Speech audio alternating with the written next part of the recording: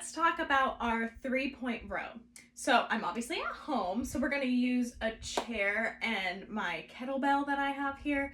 But if you're at a gym, you want to find a bench. You can use the catch bars on your squat rack, a box, anything.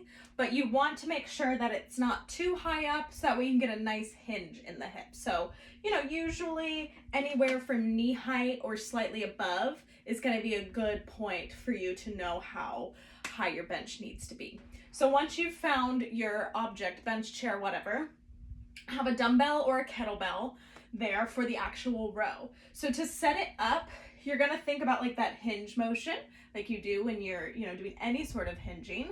And then you're going to put that hand on the bench or chair. So when we do this, we can have our hand a little bit forward if we need to, but what we don't want is it getting so far out in front of us that it's causing any sort of twist in the hips. You don't want to brace it on a wall because then you have a tendency to arch. So you want it ideally as close to directly under your shoulder as possible. It can go out slightly, but you want that maximum support.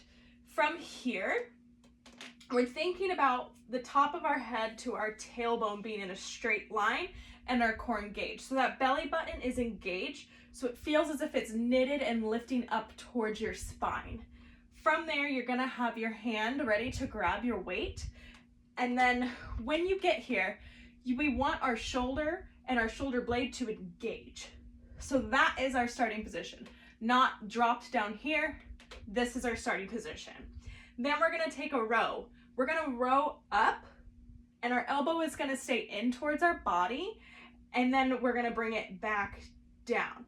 And again, that shoulder's staying engaged. When we row, we're thinking about sending our hand towards our hip.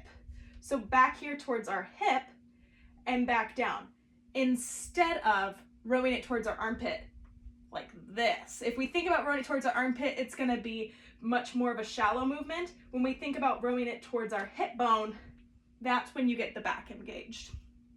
Another thing is as we do this, nothing else is moving. So as I row back, everything stays the same.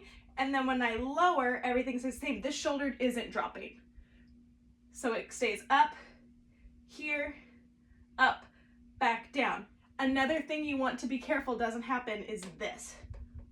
We don't want any twisting in the body at all. So everything should be still. This shoulder should stay locked in place.